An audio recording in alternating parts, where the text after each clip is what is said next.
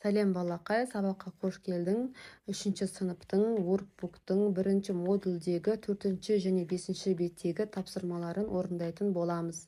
Каналыма тіркеліп, видеоға лайк басып, қолдап кетуіңді өтінемін. Ендеше сабағымызды бастаймыз. 1-ші модульдің тақырыбы animals. 1-ші тапсырма which animal is it? Read, choose and draw. Бұл қандай жануар екенін тап, оқы, таңда және суретін сал дейді. Сурет мәтінге қарап, қандай жануар екенін тауып, суретін салатын боламыз. Ең бірінші сөйлем I'm a bird, but I can't fly. I love fish. Мен қоспын, бірақ мен ұша алмаймын. Мен балық жегенді жақсы көремін. Әрине бұл пингвин. Демек, бірінші суретке пингвиннің суретін саламыз. I'm a mammal. I live on land. I've got a big nose. Мен сүтқоректімін. Мен жерде өмір сүремін және де менің үлкен мұрыным бар. Әрине бұл піл, elephant. Екінші суретке пілдің суретін саламыз. I'm a reptile. I haven't got any legs. Мен бауырмен жорғалаушымын. Менің ешқандай аяғым жоқ. Демек, бұл жылан, snake. Үшінші суретке жыланның суретін салатын боламыз. Демек, бірінші суретте пингвин, екінші суретте elephant, үшінші суретте snake.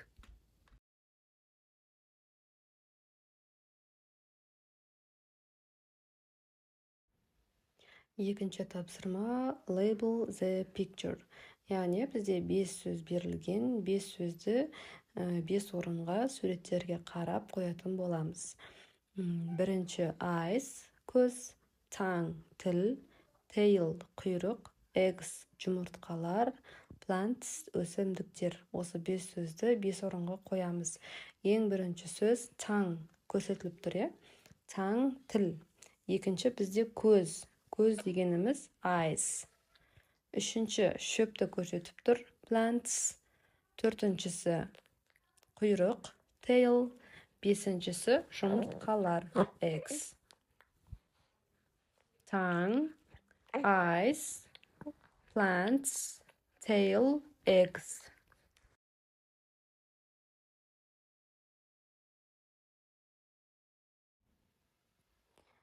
Үшінші тапсырма сөзі кроссворд пазл.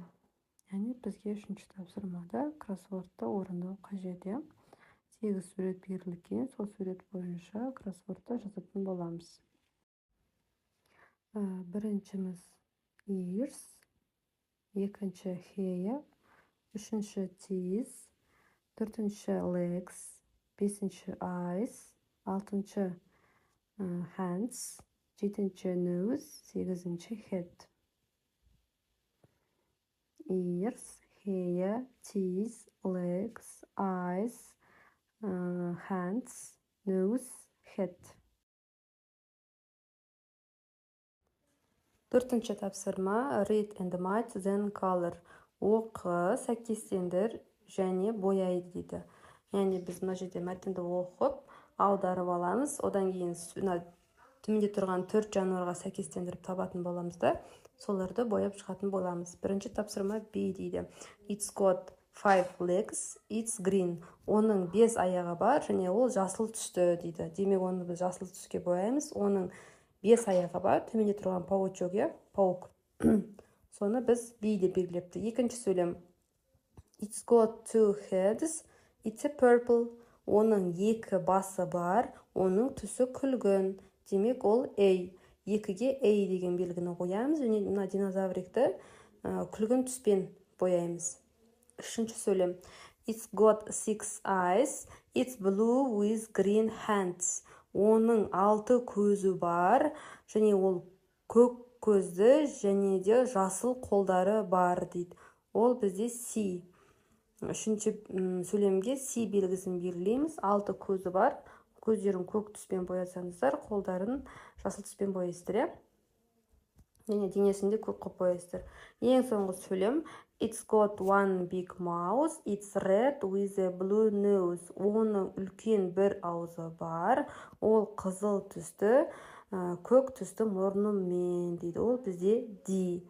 демек зидің үлкен аузы бар және де сол өзінен қажетті түсімен бояйтын боласыздар.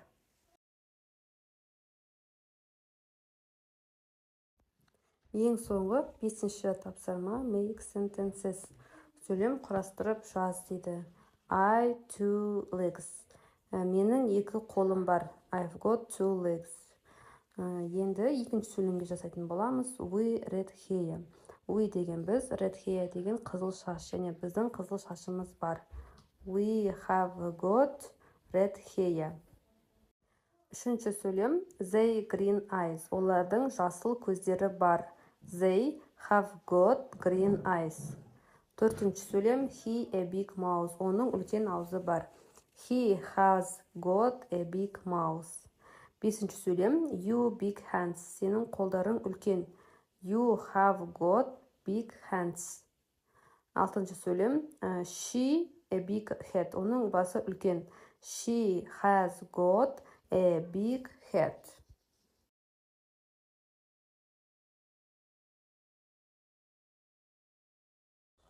Осымен 4-ші және 5-ші беттегі тапсырмалардың барлығын орындадық. Түсінікті болды деген ойдамын. Каналыма тіркеліп, лайк басып, қолдап кет. Келесі сабақта кездескенше сау бол.